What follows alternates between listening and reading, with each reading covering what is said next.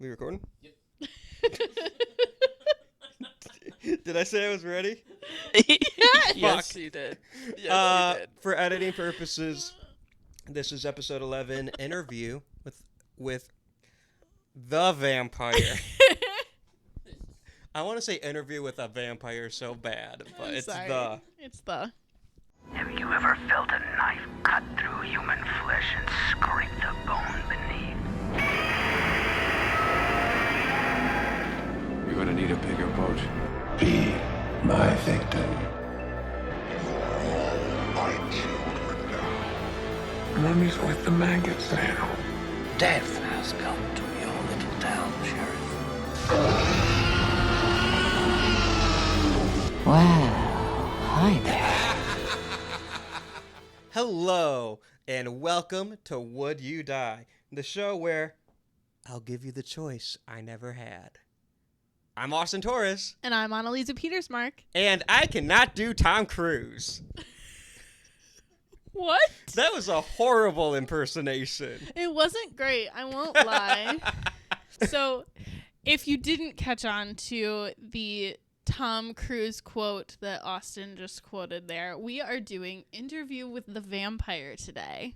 And I am finding out today it's Interview with the Vampire. I've been saying Interview with a Vampire my entire life. Most people have. And if you do, fix yourselves. I have. He's grown. He's changed. I've grown. I am not the man I was an hour ago. True. But yeah, we are talking this iconic 1994 vampire film. Lisa, what's it doing in Macabre May? Well, it is pretty stereotypically fitting into the gothic horror trope. If you just listen to the synopsis I'm about to give, you'll hear it. So Louis is a 200-year-old vampire, played by Brad Pitt, who sits down with an interviewer, played by Christian Slater, actually, I think. Yeah, it's okay. Christian Slater. To tell his life story from his beginnings in Louisiana to his dealings with a vampire coven in Paris. Obviously, already off the bat, the most gothic thing you could be, vampire. Is that the most gothic thing you could be? Name something else that's more gothic that you could be. Ghost. Okay, fine. The second most gothic thing you could be, vampire. I can think of another one. Oh my god, what? Edgar Allan Poe. Edgar Allan Poe was a vampire? I don't know how to tell you this. I'm going to say that's a draw. Fine. But no. I think you're right in saying like vampires and gothic, they go hand in hand. Yes. So I have heard through the grapevine, and through the grapevine I mean you, that despite the fact that this was once again your first time watching this movie, you have a pretty interesting personal connection to this one. Yeah. Okay. This is a fucking story. I'm ready. Are you sure you want me to do this before we go into your personal lore? All right, fine. I'll do mine first because it's probably more boring. This sounds a lot more fascinating than whatever I'm about to say. So my personal connection with this movie goes way back, but not in the same way that it sounds like Austin does. My mom was a librarian in the 90s. My mom has been a librarian my whole life, but she was a librarian in the 90s, and she was specifically like a children's and teenage, like young adult librarian. Mm-hmm.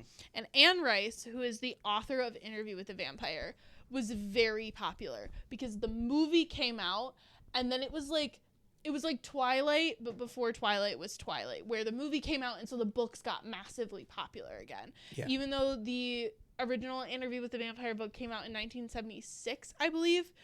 Maybe 79. I don't know. But everybody was requesting Interview with the Vampire. Everybody wanted to read Anne Rice. They were obsessed with it. So the fact that when I grew up, my mom was always like, I just don't want you to read Interview with the Vampire. Not because it was like vampires and like bad or anything, but just because she was like, everybody and their mom wanted people to read Interview with the Vampire. And so because of that, I never read it. It's literally, I own it Austin literally just picked the book up. I was gonna see if I could find the date real quick for Yeah. you, but it wasn't real quick, and I wasn't gonna thumb through the whole Right. book. But it's on my TBR. I have plans to read it this year, and I will probably update you guys on what I find, if I enjoy it or not. But I remember I watched the movie when I was like a late teenager, and it felt super taboo because my mom was just like so annoyed by the book that she never wanted me to read it. And again, not for any like religious reasons or anything scandalous. She was just so sick of people asking for the book, fucking Interview with the Vampire. So my story is actually extremely similar to yours. Interesting. Okay. It's just stupider Okay. because I'm stupider, Okay. but it's a good story. I'm excited. So, Interview with the Vampire comes out in 94. 94 is a great fucking year for movies. You know what comes out in 94? Little movies like The Shawshank Redemption. Yeah. Pulp Fiction. The Lion King. Forrest Gump. Wes Craven's New Nightmare. John Carpenter's In the Mouth of Madness. There's actually so much more in 94, but those are the ones coming to mind. Also, Austin Torres. A lot of great things came out in 94. That's not my story, though. I'm just saying I should have a bigger connection to Interview with the Vampire because it is a birth year movie. Mm-hmm. Picture it. Early 2000s, maybe late 90s, early 2000s. I'm 5-6 years old, and my mom is talking about a movie that she hated. And if anyone knows my mom, if there's one person who loves movies more than me, It's your mom. it's my mom. Yeah. There are almost no movies she does not like. She pretty much likes every movie. So when she doesn't like a movie, it sticks with you. Okay. If you don't like a movie, I avoid it like the plague. Because like if she doesn't like it, then why You probably even, won't. Yeah. Why would I even bother? There's only one movie she doesn't like that I disagree with, and it's The Lost World Jurassic Park. But that's because she needs to give it a second chance. I know you're listening, Mom. Give Lost World another chance. But anyways, she's talking about this movie. And granted, I'm like 4, 5, 6 in that age range. Right. My memories of that time period of my life is not great. Uh-huh. But she's talking about a vampire movie that she hated. Mhm. Horrible movie. She'll never see it again. It was stupid. It was bad. And I'm like, damn. I did not say that. I was like 5. Right. But you thought it. that was the thought. Mhm. Right. So I'm never going to watch this movie. And in my mind, I connected to Interview with the Vampire.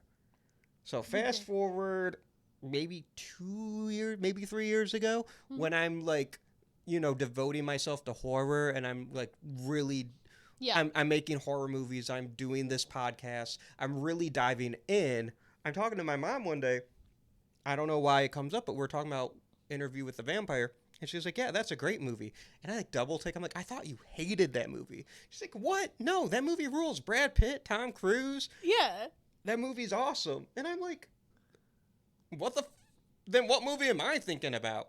We did figure it out. I'm not going to say it, what that movie is, in case people listening. I'll tell you off air. Okay. But in case people are listening and they like that movie, I don't want them to be like, this is one of 3 movies that my mom hates. Yeah. Yeah.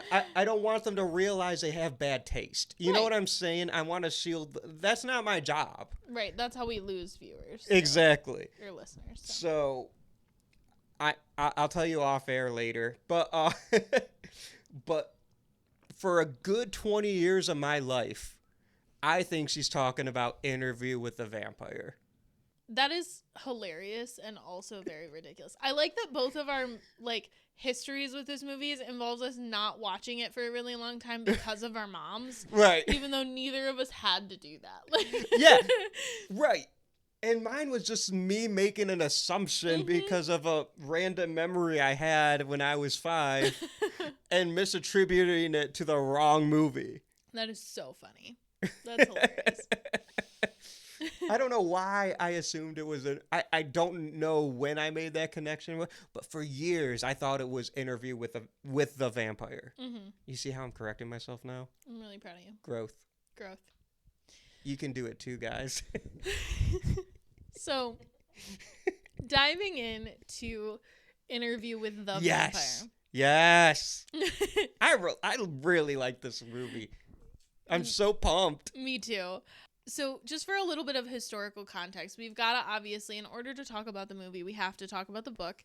Anne Rice is the author of the book, and she grew up in New Orleans, and that became the setting for many of her books, including this one. Louis, who is our main character, is a Creole man, and he is very much like a lot of this movie and the book by extension is kind of a love letter to New Orleans. She based her ideas of vampires on the movie Dracula's Daughter from 1936, which is a movie that kind of was an offshoot of the Dracula movie from 1931. Yeah, this would have been in that period where Universal realized they had something good. Exactly. And there's also a depression. So Yes. they're making movies they think will sell. You get Bride of Frankenstein. You get The Return of the Invisible Man. Mm-hmm. Eventually, they'll do Wolfman, and then, like, Abbott and Costello meet Frankenstein and stuff like that. But, like, Dracula's Daughter, Son of Frankenstein. These movies in this depression era.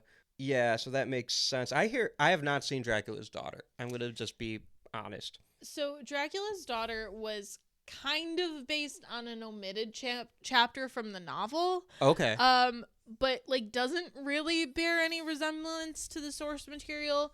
So a lot of people think it could have also been based on Carmilla, which was a Gothic novella by Sheridan Le Fanu, and it is one of the earliest works of vampire fiction. It precedes Dracula. Okay. And it is basically narrated by a young woman who is preyed upon by a female vampire named Carmilla.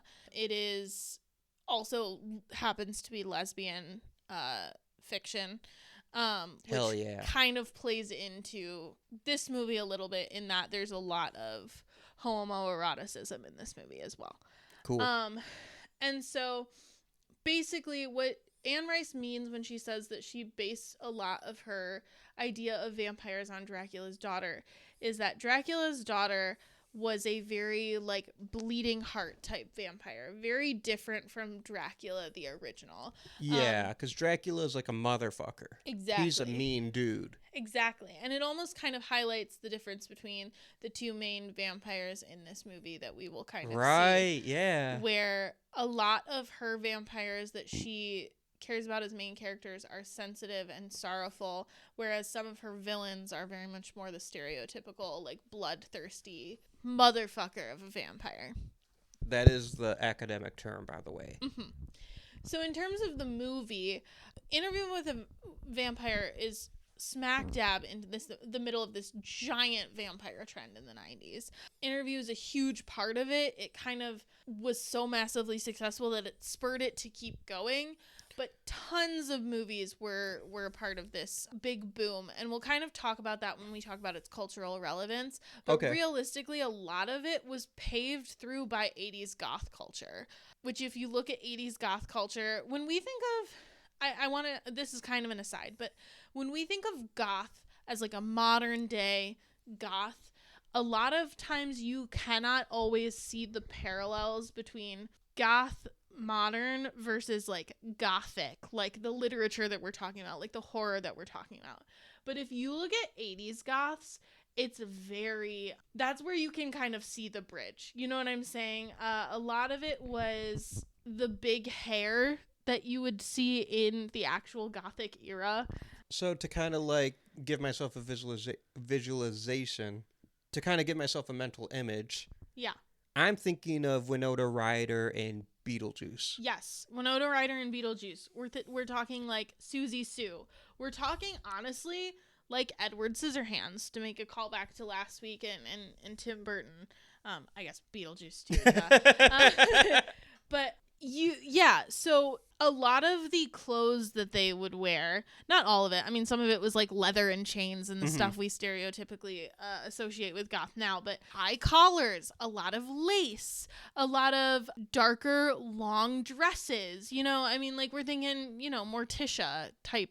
Okay. Yeah. As well. And so that goth culture is kind of that's why they called it goth. It's a very like thorough line from gothic fiction to goth culture of the 80s to modern. So the vampires were a huge part of it. It's why we got the Lost Boys. And then into the 90s, it just exploded. Yeah, because I'm thinking like Francis Ford Coppola's Dracula in 92, I think. Yes. Obviously, this one being one of the bigger ones.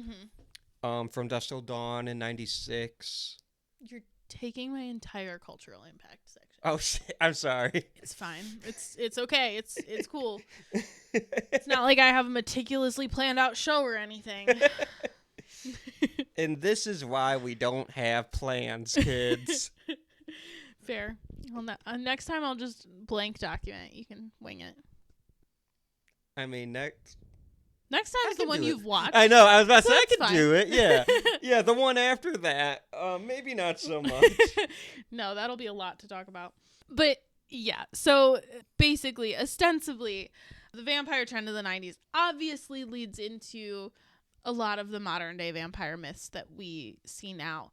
But Interview really has this quintessential gothic horror feel, and I love this movie. It really do, because, like, there's a lot of modern vampire movies, which we might talk about it in the culture section, but sinners. I don't know if I don't think that would be gothic horror, though. No, it definitely wouldn't. It's too late in the time period to be gothic horror. Yeah. It could, however, be this kind of new genre that's popping up, which is Southern Gothic horror, which is a different time period in general. It's not... Have you seen Abigail? Yes. I feel like that would be like a post-gothic horror. Yeah. Because it has gothic elements and trends, but it is not in the time period. Yeah. But then Last Voyage of the Demeter, if you've seen that. I affectionately call it Dracula on a Boat. Okay. That's gothic. Nice, yeah. And obviously, the big one we should mention, or else I'm going to get hate mail, is Nosferatu.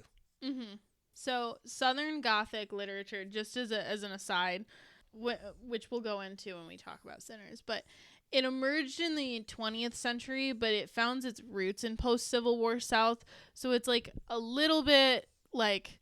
Elements of Gothic writing existed in the early 19th, so it's Sinners very much fits into that Southern Gothic, which is, again, an offshoot of Gothic, but not the same, because it has specifically American, specifically post-Civil War South elements to it.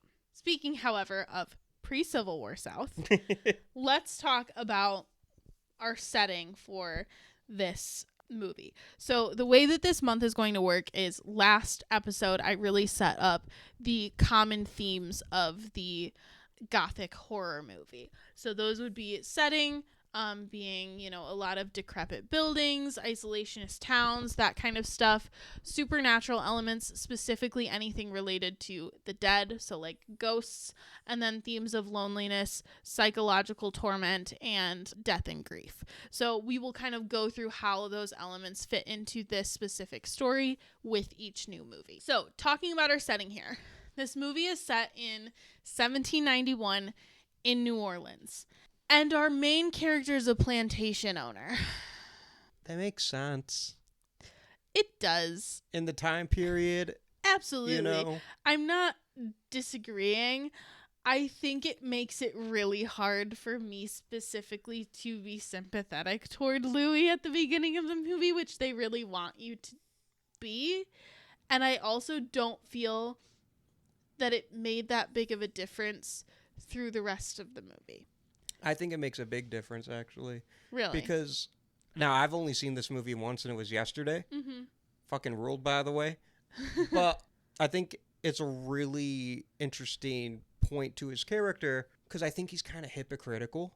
Yes. And that makes him interesting. And I agree. I think, and this might be one of those instances where, and again, maybe I'll come back to this and we'll talk about it once I read the book. But this might be one of those instances where, because it's not a novel, you can't get into that hypocrisy as much. I just don't think it was very, I think this is the one element from the movie that I would have a complaint with. I don't think it was very well explored.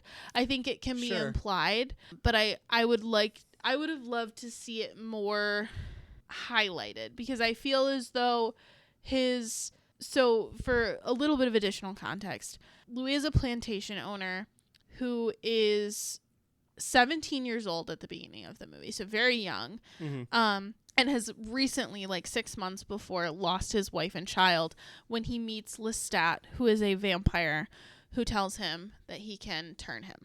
And as Louis grapples with becoming a new vampire and this idea that he values human life, there is obviously this cognitive dissonance, which I agree is purposeful, between that and also the fact that he owns humans. And I think that I would have liked to see that come back a little more, maybe, because I think maybe it's not so much the initial scenes that highlight it, more so than, like, at one point he just kind of, he lets all the slaves go, and then, like, that's the solution, and there's nothing else really said about it. Yeah, I think it's important for him to be something like that historically.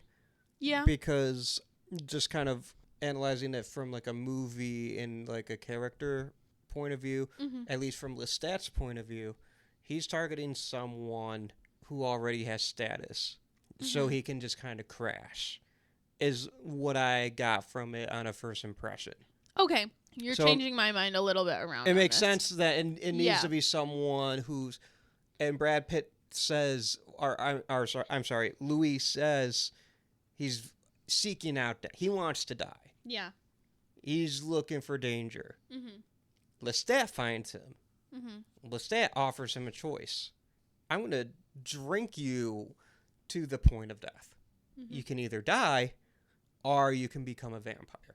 And he chooses to become a vampire. Yeah. So I think a lot of the film, which I find really cool and really interesting, is Louis has a conscience. He never loses his human side, but he still kills. He still owns slaves.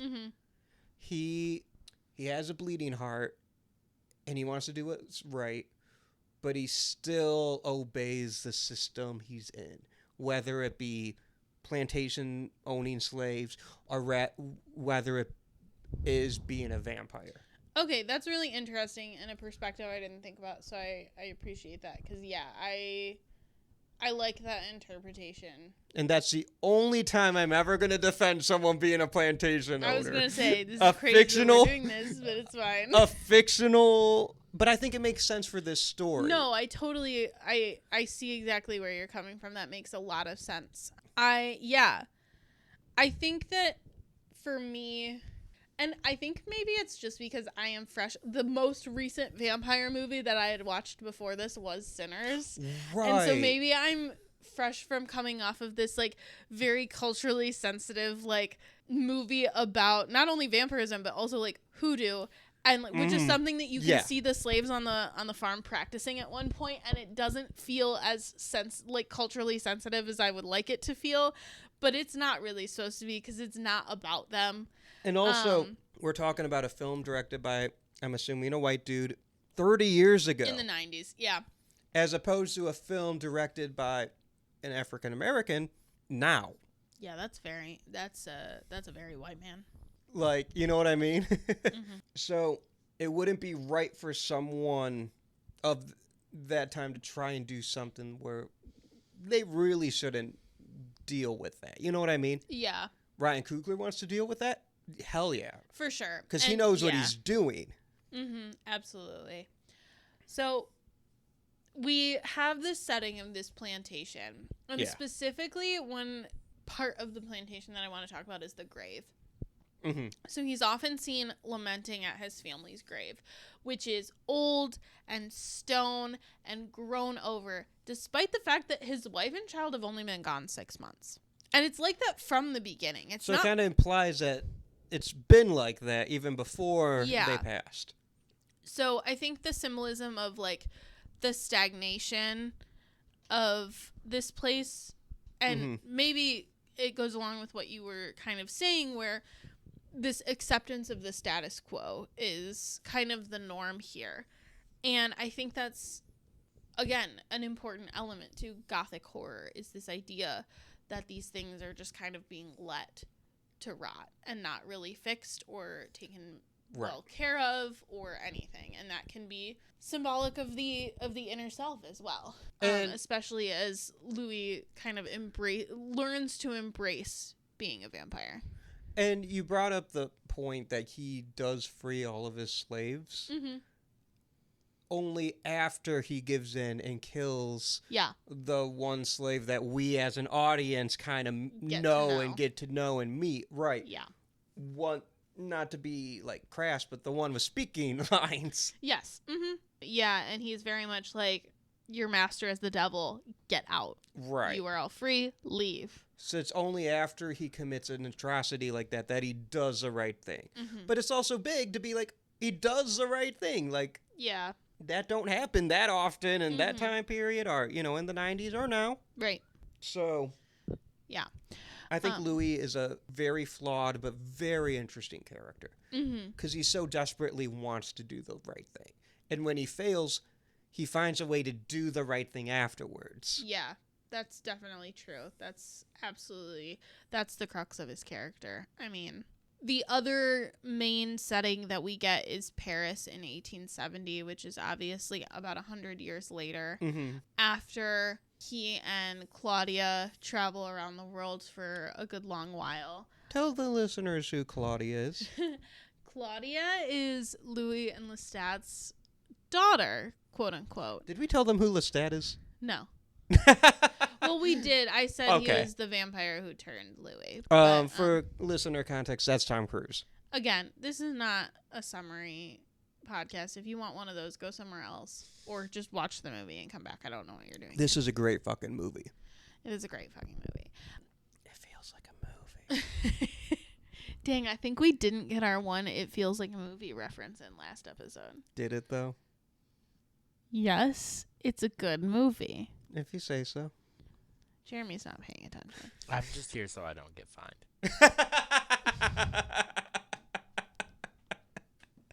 Sometimes he says that to me when I ask him questions about our relationship. So if you ever wondered what I go through on a daily basis. Anyway, Paris in 1870. No, but so Claudia, who is Lestat and Louis' daughter of sorts, is another young vampire who gets turned by kind of both of them, mostly Lestat. Louis and Claudia are traveling the world and they settle in Paris as, again, Louis is Creole, so he has always kind of wanted to visit the quote-unquote motherland of New Orleans, and he ends up in Paris, and this is where he finally meets another vampire for the first time. Up to this point, he has only ever known Lestat and Claudia, and he meets an entire coven of vampires, and they perform and have their own little acting troupe in the catacombs of Paris, which is the most goth place you can have anything. So that's real fun, in my opinion. Can we say who the leader of the coven is? Is that a spoiler? It's Antonio Banderas. Fucking Zorro. It's fucking Zorro. Fucking Puss in Boots. It's fucking Zorro. And Desperado. his name is Armand. And here's the thing about Armand. I feel like it's really important. I found out recently that he is in the book like a teenager who has like red hair. I like Antonio Banderas better. I think it's much better for this specific character. But I made this point during Werewolf Wednesdays where you put a werewolf in any movie, it gets instantly better in most cases. You put Antonio Banderas in any movie, it gets better. Yeah. Here's what I would like you to do. I would like you to settle a bet for me. In the comments down below, please let us know what role you think Antonio Banderas is most known for. Nobody say it. There are no right or wrong answers. It's really important. I'm trying to prove a point. Go with your heart, friends. But also there is a right answer. But I'm not going to tell you what it is, so just tell me. It's the diver friend of Indiana Jones and Indiana Jones and the Dial of Destiny. Yeah, absolutely. That's what it is. I was so happy when he popped up in that. That was crazy. I forgot he was in that until you literally just said that. And he's only in it for like 5 minutes, which is like a crime to have Antonio Banderas in so little screen time. But I just, my headcanon is, I'm Antonio Banderas and I want to be in an Indiana Jones movie. So I'll do whatever.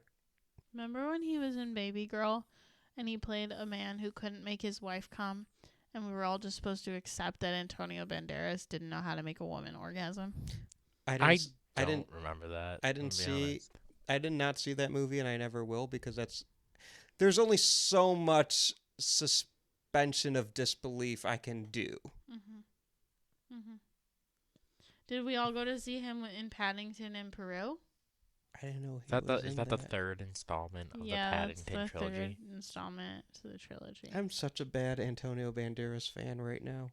We're honest, that's a pretty new movie. He was also in that one musical about Jesus, and he played King Herod. Jesus Christ Superstar? No. Journey to Bethlehem. Book of Mormon? No. Journey to Bethlehem. Wicked? No. He was the villain in the Uncharted movie. Oh, that's right. I play video games a lot, and even I didn't see the Uncharted movie. It's a good, put it on when you're on a plane movie. That just means it's a bad movie. But it's a good Not when you're on a plane.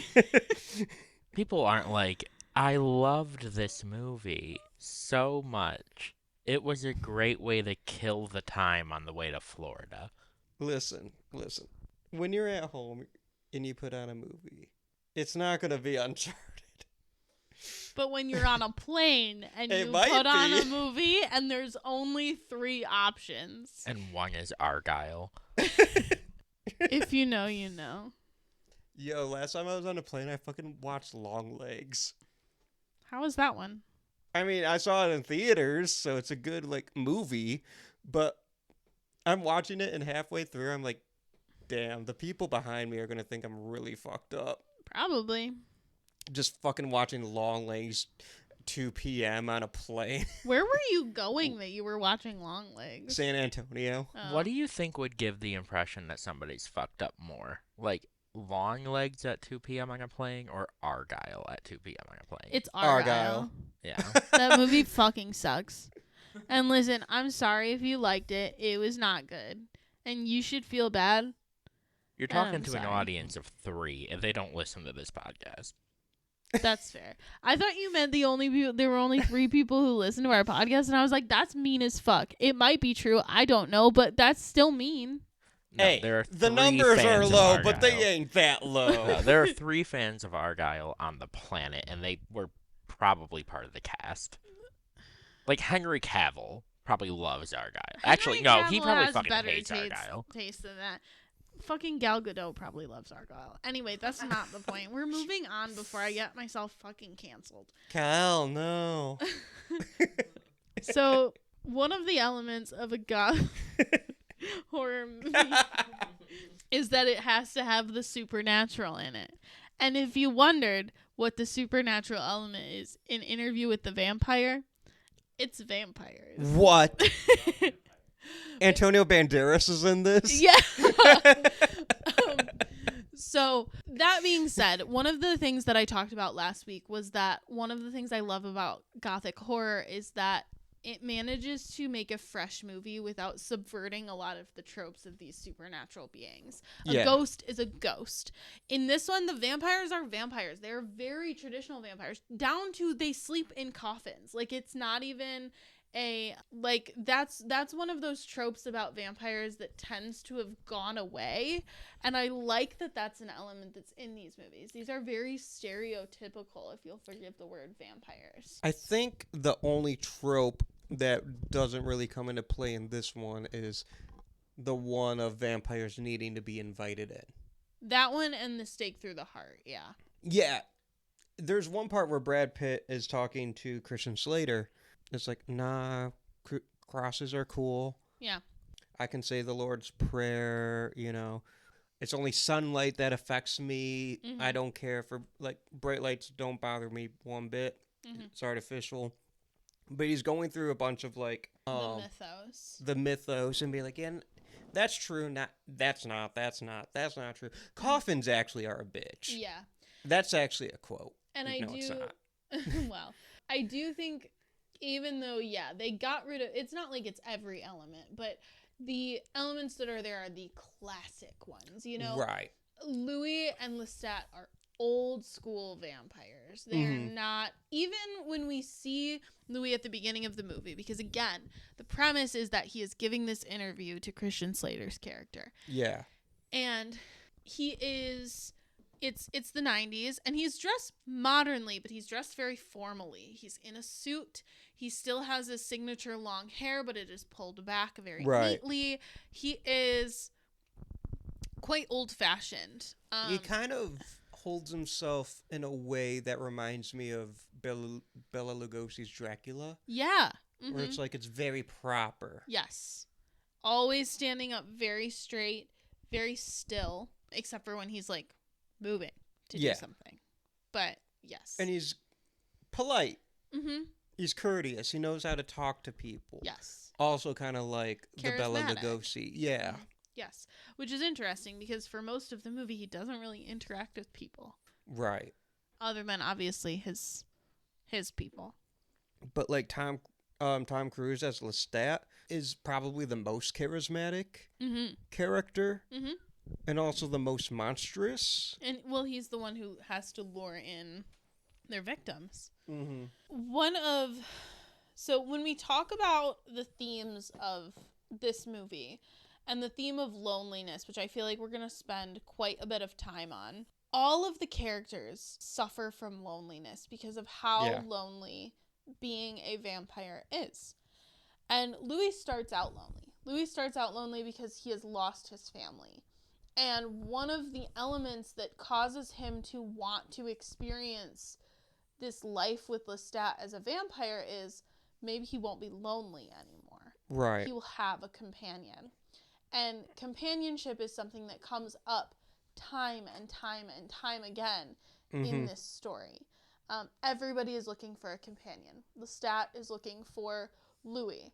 When Louis realizes that Lestat is psycho, shall we say, demanding, he doesn't set out to turn Claudia, but in a moment of weakness, he drains Claudia, this young child whose mother has died from the plague, of blood, and Lestat turns her, and Louis loves that girl like that's his own child. And then as time goes on and they leave Lestat, Armand is lonely and looking for companionship from Louis. In the very end, Christian Slater insists, hey, you're looking for a companion. Turn me. We can have companionship together.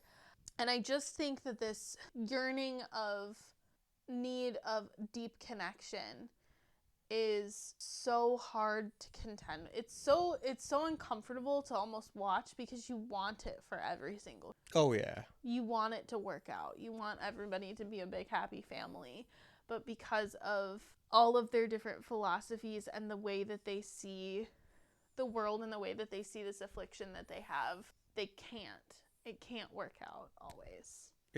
Right. One of the things that I would like to pause and talk about right here, I don't exactly know that it fits in perfectly with this, but is Lestat and Claudia. I think it is very obvious that the two of them, the reason that they have such a hard time getting along is because they are two sides of the same coin. They act very similarly. They both act petulant. They are both bloodthirsty. They are both very stereotypical vampires. And they both primarily, the thing that they care about more than anything else in the world is the love and approval of Louis. And so it's very interesting because they almost become competitors. Yeah, they do, really.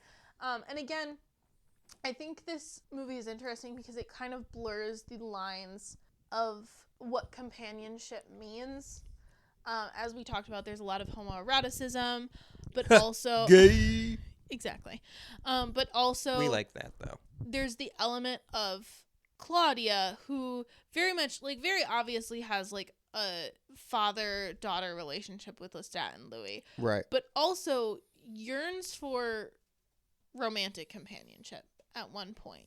Once she kind of realizes she ain't growing up. Exactly. She is, they get to the 30th year of having her, and they still treat her as though she's a child because she looks like a child. But mentally, she's a 40-year-old woman. She's a 10-year-old when they turn her, and then it goes 30 years. She's 40.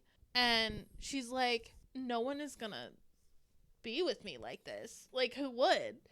And it's a really uncomfortable conversation, but it is, like, a very interesting conversation that kind of lends into our psychological themes because it drives her crazy. I think Lestat turning her at 10 is the worst thing he does in the movie. I agree. It is diabolical. First of all, he baby traps Louis. He invented baby trapping, which is crazy. But also, yeah. I shouldn't have laughed at that. Yeah, I do think it's a really diabolical and very hard moment to watch. Oh, Kirsten Dunst in that scene when she's just like, I don't remember what she says exactly, but like you feel it, She is so powerful in this movie. Well, and like, I don't know, it's very dark when he gives her that other doll, and then he's like, fine, some of these are getting old, throw them away. And she starts to, and she reveals the body of the woman that's just been rotting in her bed because she wants to look like a grown woman. Right. It's really, really hard to watch. And it gets to be even harder because as time goes on and as Louis and Claudia go their own way outside of Lestat, when they go to Paris, all of the outfits she wears, none of it is like inappropriate by today's standards, but all of the outfits she wears are that of a grown woman in society at the time. Right. Like she wears dresses with the bustle, which would have never been a thing for a 10-year-old girl to wear. And it's beautiful that Louis gives her that kind of freedom, but obviously that like is not, it's a like temporary satiation to the problem. Exactly. Right. Yeah. And she brings it up. It's like, you're going to leave me. Mm-hmm. You're going to go follow Antonio Banderas because, like, duh. Yeah. Give me a companion, And there's actually a really good jump scare in that scene because, like, you think they're having a heart-to-heart and they're about to have a tender moment and then, like, vampires come in for plot reasons. Yeah. It was a good jump scare. It was terrifying, but it was very good. Yeah, and in terms, I think Claudia is a really compelling character because you really, Anne Rice and then thus the writers of the movie really don't shy away from contending with, this is what would really happen if you turned a child. Because she's always going to look like this. But on the inside, she will grow. She will become a person, a human, an adult human on the inside, and you've cursed her to live like that forever, to be a doll forever. When she goes and she cuts her hair and then it immediately grows back into those perfect little ringlets, it's really, really sad. Kirsten Dunst is so good in this movie. Yeah. The other like psychological element of this movie is Lestat versus Louis, and we kind of touched on this, but they have philosophical differences on how one should live as a vampire. Lestat is like very much kind of like the Howling mentality of like, this is what we are, you can't tame the beast, like that stereotypical vampire. This is David in the Lost Boys. This is motherfucking Dracula. Yeah. And Louis is very much like, we should try to live as ethically as you can possibly do as a vampire. There's not that many of them in pop culture. No. I think it's like the Twilight vampires, and that's kind of it. Honestly, I think Remick in Sinners. Yeah. Well, he thinks vampirism's a gift and he's sharing it with everyone. Yeah. And they're partying and they're dancing. I think that's more mental illness. I don't think that's necessarily like trying to do the best thing you can, but but mental illness aside, I think he is trying to do the best he can. This is his version of it. Yeah. I don't think there's a good vampire. No. And even Louis, I mean, like, he eventually gives in. Like, he stops eating rats. He starts eating people. Right. And he may feel guilt about it, at least a certain amount, but he will never be the play with your food type of vampire that Lestat is. No. But he is very much... He still has to eat. Yeah. And spoiler alert, he kills a lot of vampires. Yeah. For revenge. And that is the cardinal rule of vampirism, which we find out. That is the only rule in this universe of vampires is you do not kill another vampire. So the vampires who are trying to be morally good, I think, are Louis, even though he does some bad, as you say, the Twilight vampires, and Remick. Because Remick's trying to... Remick from Sinners, he's trying to convert people. He thinks he's... I think that's probably fair. And we can he's still bad, yeah, and we can get into this more right. later. But yeah, I think that's the thing is this idea of like well-intentioned people can still have very disastrous side that's why I effects. bring him up, because I see him and I see Louis as kind of the same. Yeah. My last thing on Sinners until we bring it up 5 minutes from now. Because these are very, not similar movies, but a great double feature, I think. I agree. But when Remick goes up to the juke joint and Smoke is like, "Y'all clan?" He goes, "Sir." Yeah. He is so offended. He's so upset by it, yeah. And I get it. I may be a bloodthirsty vampire, but I ain't no racist. Right. And that's also Brad Pitt in this movie. Him when he lets the slaves out, he's like, I have too much on my plate to be racist anymore, guys. Think you guys should You're go. free now. Goodbye. I have real Racism problems. for the living. Racism's for the living is crazy. No, hey, I have real problems. I'm no longer racist. Like, okay. That's also so real. Like, imagine having such an easy life that you can afford to be racist. Yeah, like you have time to be racist. Like, who has the energy? That's such an easy life. I have no respect for racists. Yeah, it'd be weird if you did. Oh, yeah, it would be, wouldn't it? It'd be a little bit weird if you were like, I do have respect for racists. I see where they're coming from. Wait, people come here for Austin's hot takes. Like, I have no respect for racists. Just like, I feel like especially as a person of color, that's a crazy thing for you to say, man. I'm going to go ahead and say it. Racism is bad. I have so many hot takes. Racism, bad. Antonio Banderas, hot. That's it. Yeah, those are the only takes I need. Yeah. I also think Antonio Banderas is hot. I don't know if he's hot in this movie, in my humble opinion, but I think he's hot in general. The vampires have this weird manicure thing going on that was distracting to me. I think Brad Pitt is hot in this movie. Yeah, but they all kind of have this they need finger man, and I'm like, I don't know why we've decided that like nail files are not a thing that you can have once you're a vampire. You know what I mean? They all have the claws. It's very strange to me. Nail files are for the living. That's just gonna be my joke the rest of this podcast. Nail files and racism. That's the name of my band. Anyway, so the hit new single Antonio Banderas is hot. So the final theme that we have to contend with, which we've already covered, so it's not going to be a long discussion, but death and grief. Obviously, lots of death, lots of grieving in a vampire movie. In this movie. However, the big, I think, thematic grief, symbolic grief, is this grieving of living a life that you have unexplored Like, you have this unexplored potential. Louis almost immediately regrets turning.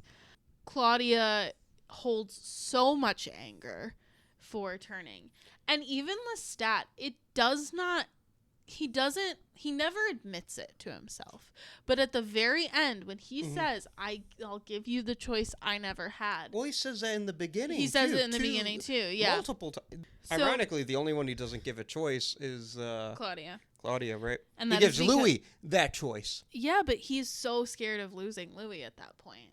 And I think he is very much contending with the fact that, I also don't have a choice. That's a really interesting character in this movie. Yeah. In the makeup, when she feeds him the dead blood, and he gets all, like, classic vampire when he's, like, dead. But, it's crazy. They fed him to the gators, and he ate the gators. You can't keep a good vampire down. You also can't keep Lestat down. Him too. So, one side note that I did want to talk about, because I told you guys last week to be on the lookout for a cask of Amontillado this week. Did you catch the cask of Amontillado reference? Is it when they force Louis into the coffin and then they put him in the wall and then they break up the wall? Yes. And then Antonio Banderas is like, I am hot and I must free you. Yeah, exactly. So the cask of Amontillado, for those of you who don't know and who didn't do your reading, is this story. It's a short story by Edgar Allan Poe, and it is around the Carnival time. Basically, this man, Montresor, believes that his friend Fortunato has wronged him and insulted him in some way. And so he's like, come drink this cask of Amontillado that I have, which is this, like, fancy wine, in my cellar. So he brings him down into the family vaults, and they're also catacombs. And when he is there, he lures him into a trap, and he bricks him up until he, is alive, like, entombed alive. And that is, for all intents and purposes, what they do to Louis as revenge for killing Lestat, which we find out Lestat's not even fucking dead. So maybe they should have double-checked that one before killing all these people, but it's fine. Yeah. But you know what? The one was reading thoughts, and Louis thought they had killed him. Yes.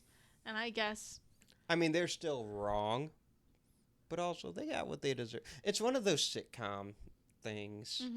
Where, like, oops, miscommunication. But instead of, like, Homer Simpson sitting on a cake, it's, like, killing a child and, like, a massacre of a coven. Yeah. So I just hot takes coming from the Would You Die podcast this episode.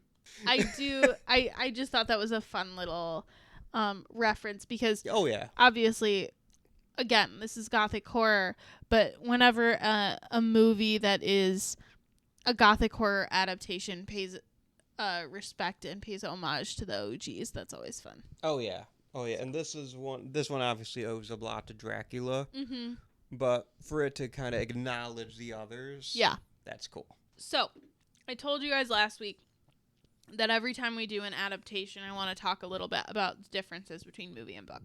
Disclaimer, again, I have not read the book, so I can only go off what my research says, not actually accurate firsthand experience. I watched the movie yesterday. Yes.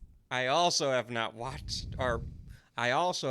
the book. Yes. So, biggest difference that I saw is that Claudia in the book is a 6-year-old girl, not a 10-year-old girl like they make her in the movie. She is playing 10. She is played by Kirsten Dunst, who was 11 at the time of filming. So very accurate age casting to what they wanted her to be.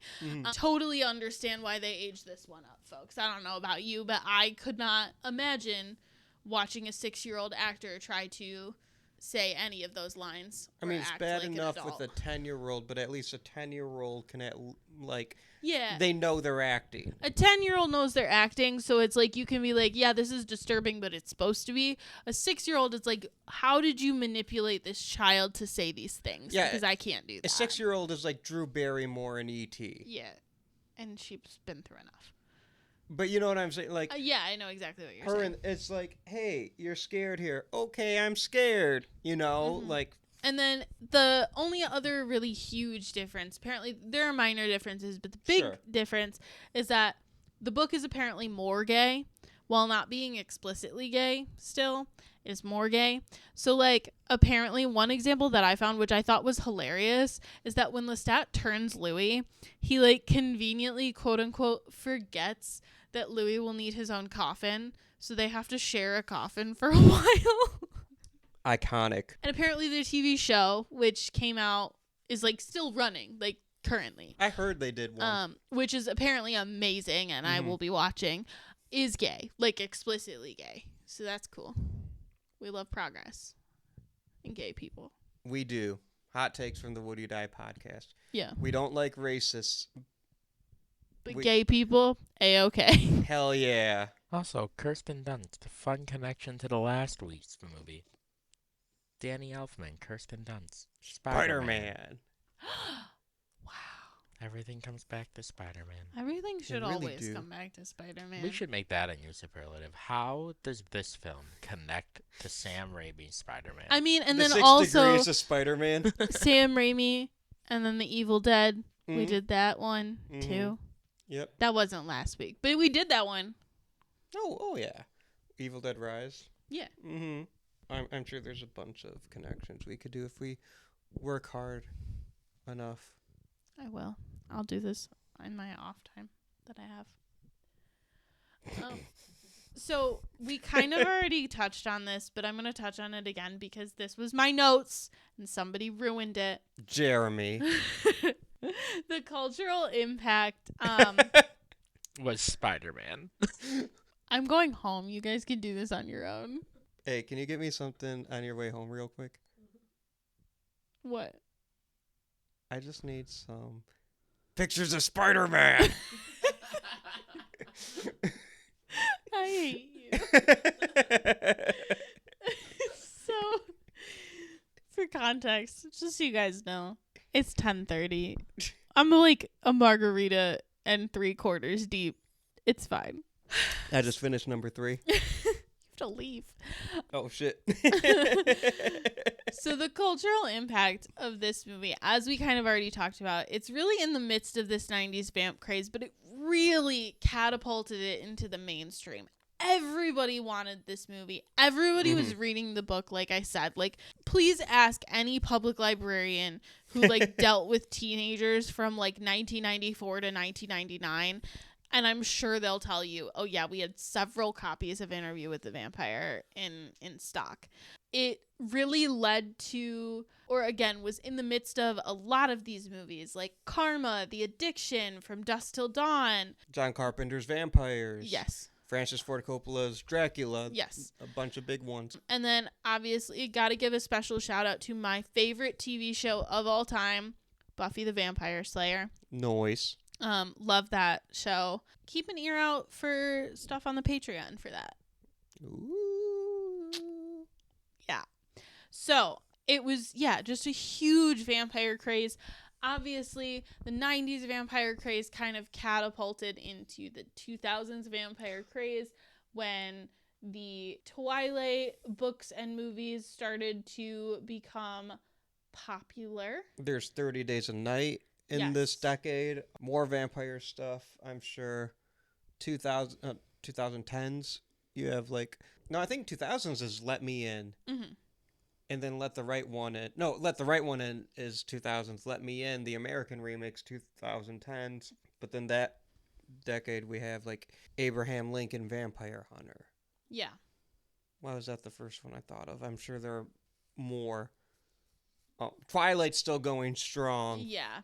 In this decade. And then in the 2020s, Nosferatu, Abigail, Last Voyage of the Demeter, Renfield. Not to mention, like, every single vampire parody movie that came out because Sure. in Twilight, like, vampires suck. Van Helsing was massive, too. Oh, I feel yeah, like. Van yeah, Helsing. Underworld. Yeah, I was just gonna say Underworld. Blade. Blade. I'd say Blade would be the 90s, but still. What We Do in the Shadows came out in Oh. 2014, and then now And we the have the TV show TV is show. huge. I have a hot take. Yeah. Starting in the 80s, I don't think vampires went nowhere. What? Actually, maybe I'd argue starting in the 70s.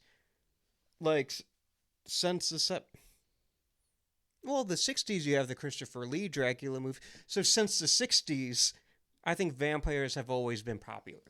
Vampires have always been definitely popular. I think there was definitely a resurgence, though, with, like, The Lost Boy. Like, there are so many 90s vampire movies.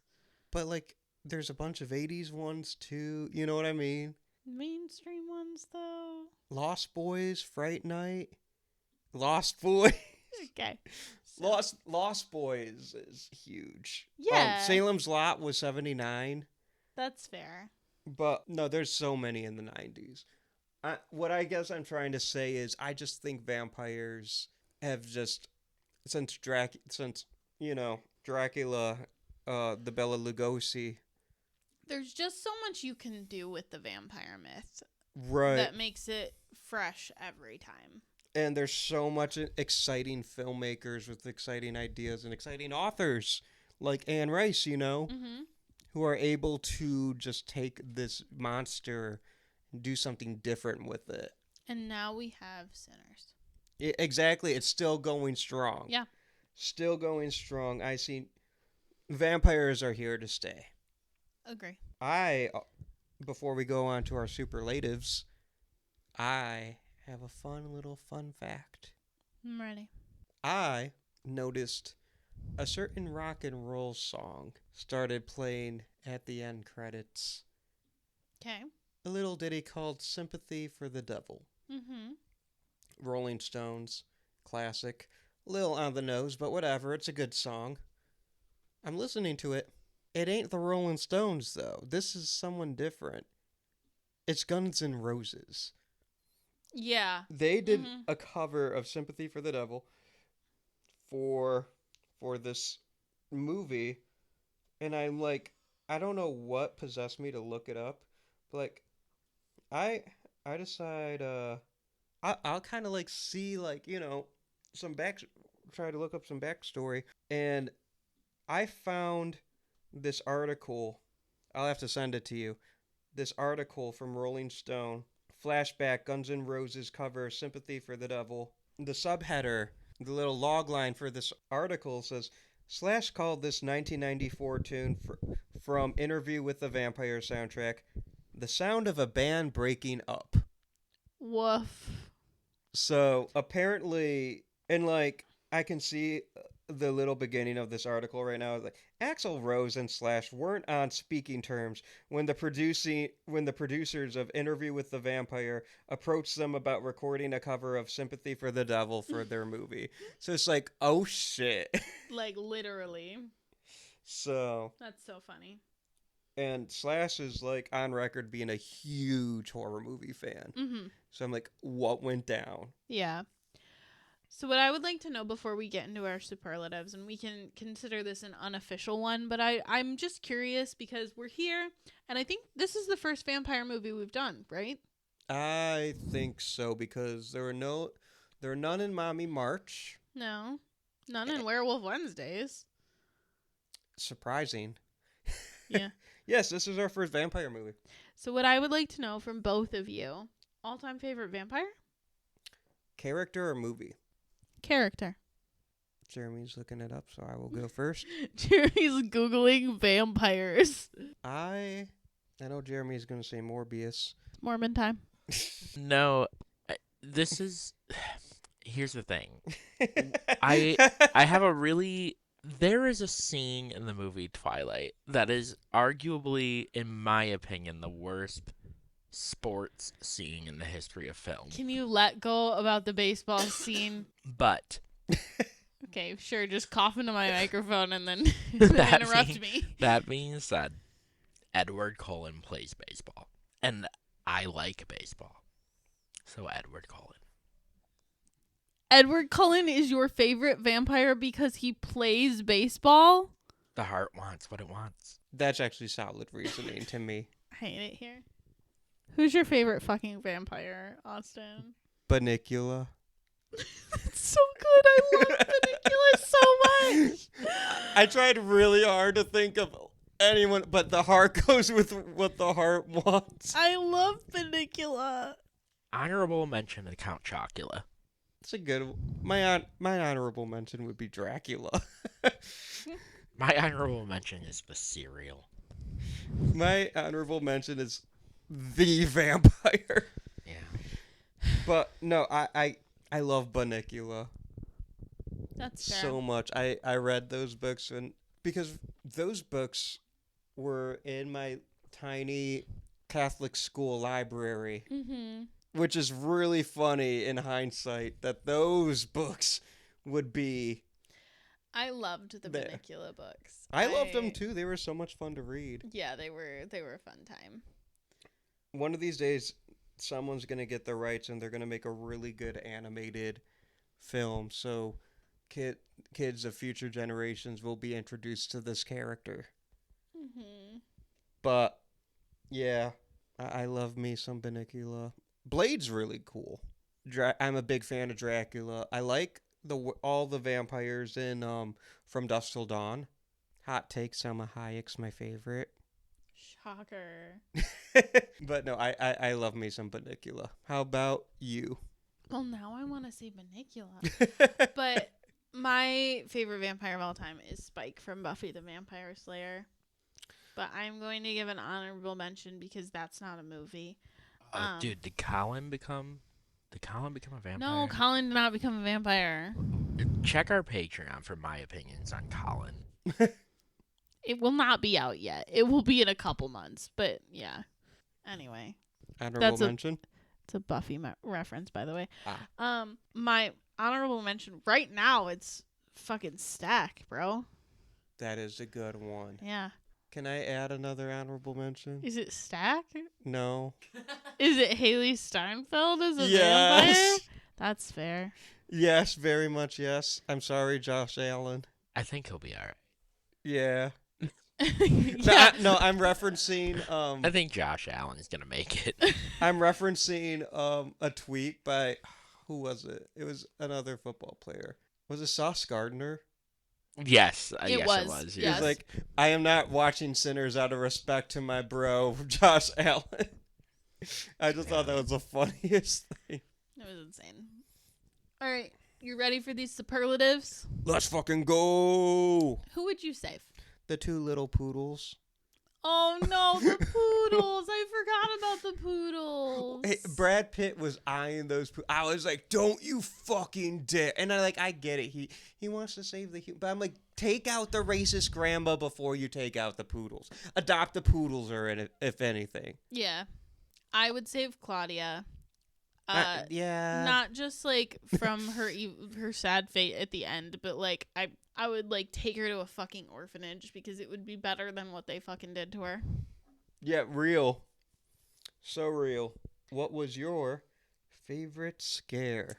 Again, I don't know if this is a scare, but Lestat dancing with Claudia's mom was so disturbing to me.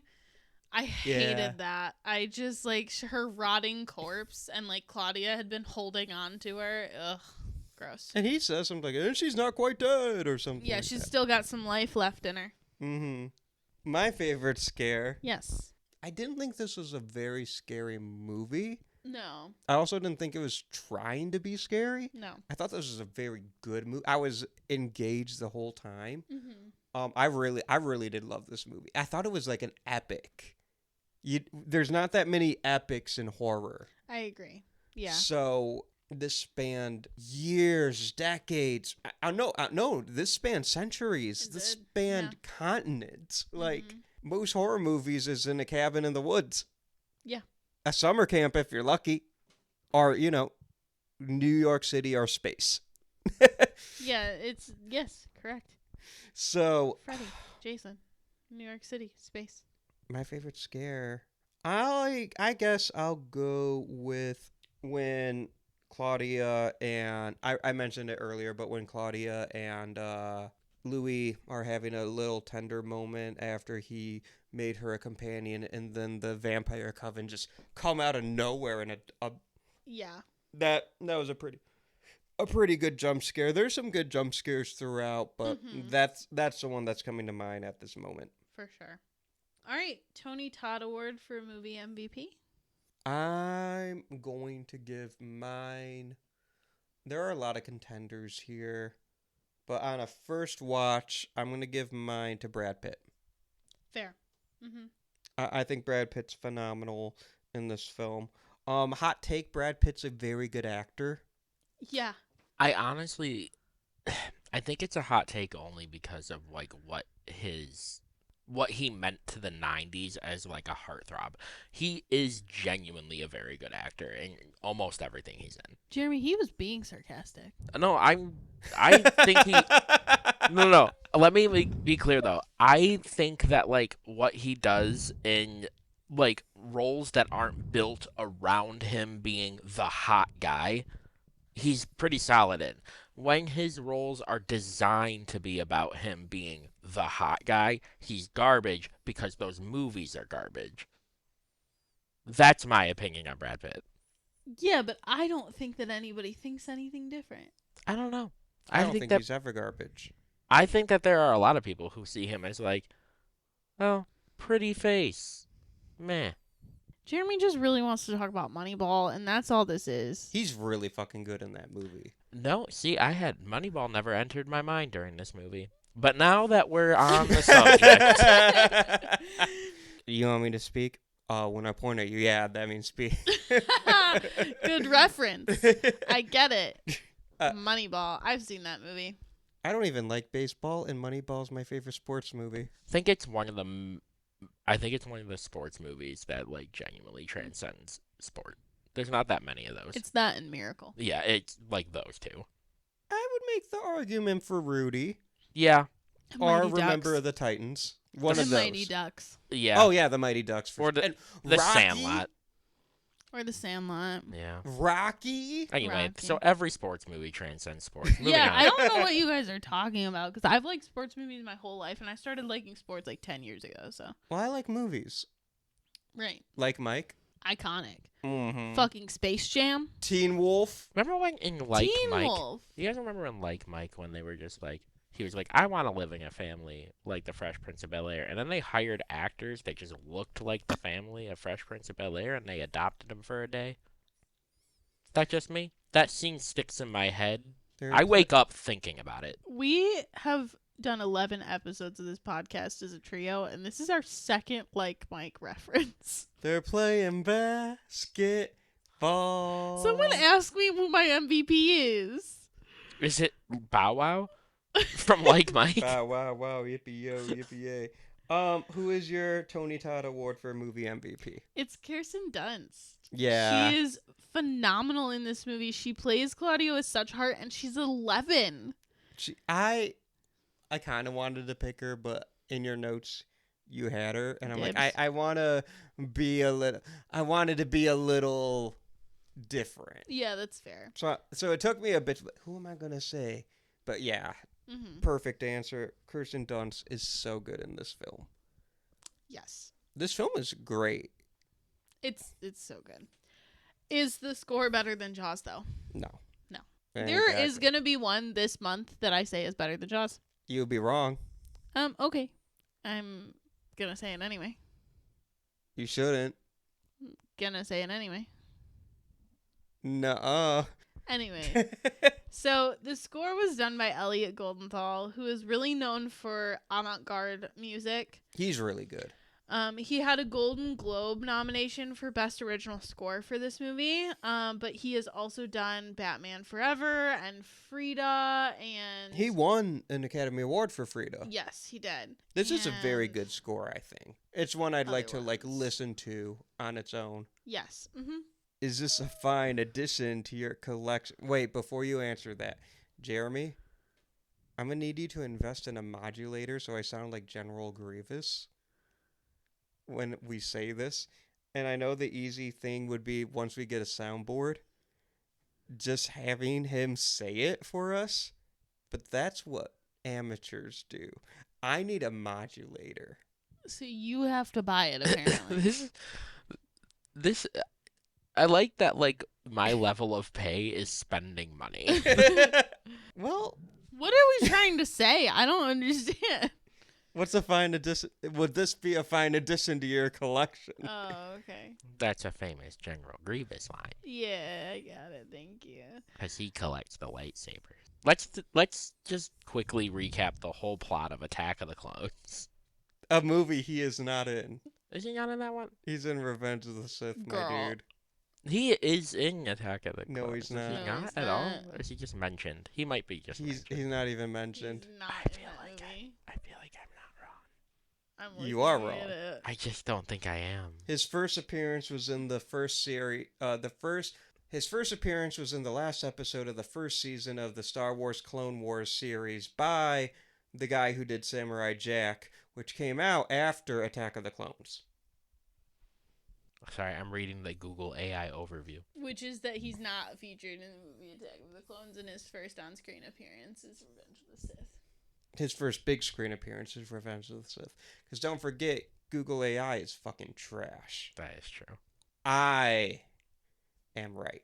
AI, more like Austin Intelligence. That's what it stands for. It should. Can we move on? I'm like so tired, and we're so close. I still have to drive home.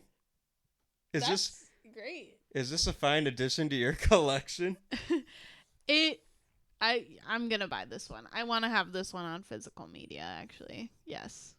I will do the same. I think this movie's awesome. That is so. Do you have your Letterboxd review pulled up? Nope. Did you write one? I did write one. Let me pull it up real quick. Okay, it's pulled up. Go ahead. I gave this 4 stars and a heart. Watched May 4th, 2025, the day before we recorded this episode. Yeah. Watching this on a rainy night was the perfect way to watch this. Also, how come no one told me Antonio Banderas was in this? I should have warned you. That's my bad. Dude, I would have watched this movie so much quicker had I known. I also gave this 4 stars and a heart. And I said, Kirsten Dunst playing a spoiled rotten brat with a good reason is my favorite genre of movie. See also Marie Antoinette. -1 point for racism. Oh, nice. Are there any Supernatural alumni? So, no, but Good.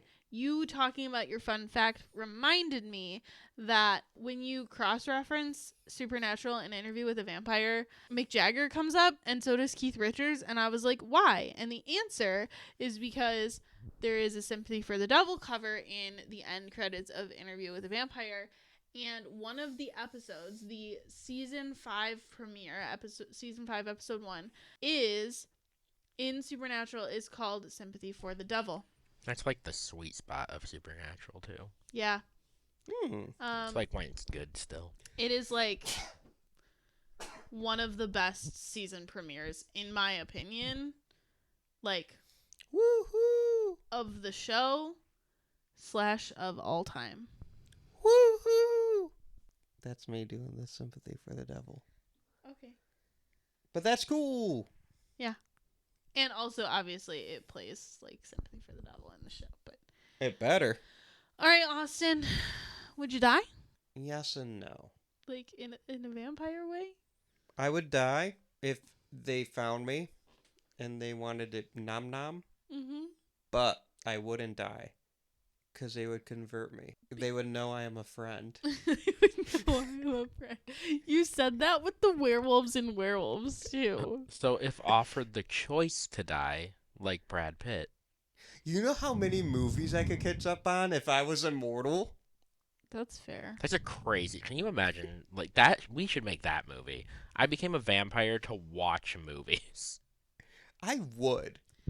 But like, 100%. how do you sustain your life? How do you get money? I'm a vampire. I don't understand the comment that you just made. Every time I eat people, I'll just take their money.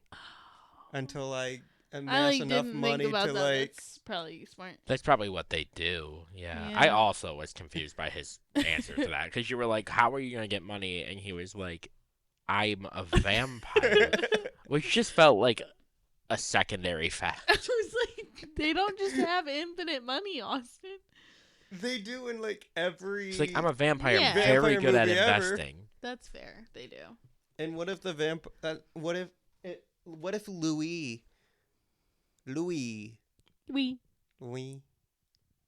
My God, please get to your point. What if he converted me? He rich. That's true. I mean, Brad Pitt wouldn't be the worst sugar daddy, you know what I'm saying? Yeah. Hey, yo. If it was Antonio Banderas converting me? Hell yeah. Hell yeah. So I would... It's an audio-only medium, but that was Austin doing the Italian, like, the food is good symbol. Yeah, Mamma mia.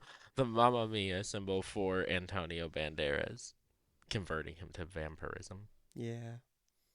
How about you? Would you die? Yeah. Louis. But, like, would you die, or would you die vampire If he wanted live? me to be a vampire, I would be a vampire. So you could watch movies. So I could watch Louis. Hey, yo! Yeah. What if it was Lestat? I still would. Yeah, me too. I feel like I'd get along better with Lestat. I don't. He's so mean. Yeah, but he wouldn't be mean to me.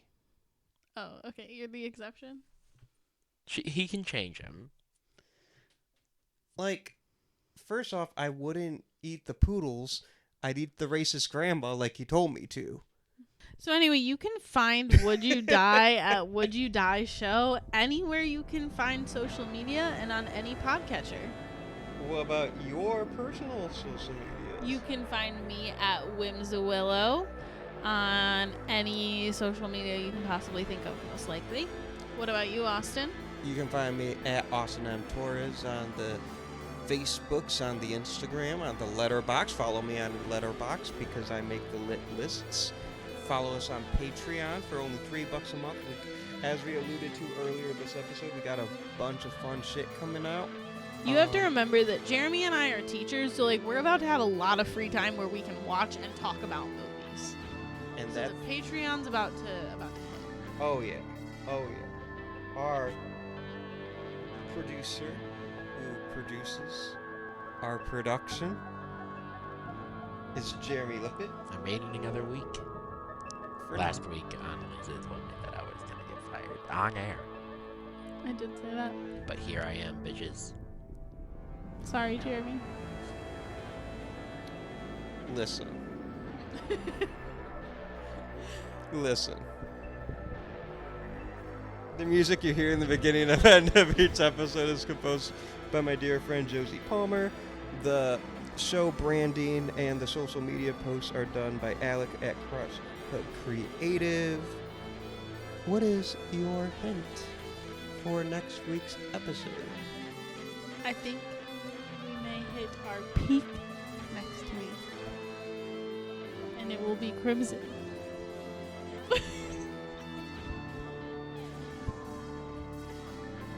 I should give us a little sneak peek. Not the fucking title of the show, of the It's been announced movie. on the Instagram, Austin. I don't know what to tell you. Not everyone knows. So I need you guys to comment below if you pay attention to our Insta or if Lisa ruined it for you. I hope I did. Bro. I hope so Whoa. badly that somebody doesn't know after that. Like, they're just like, I still don't know.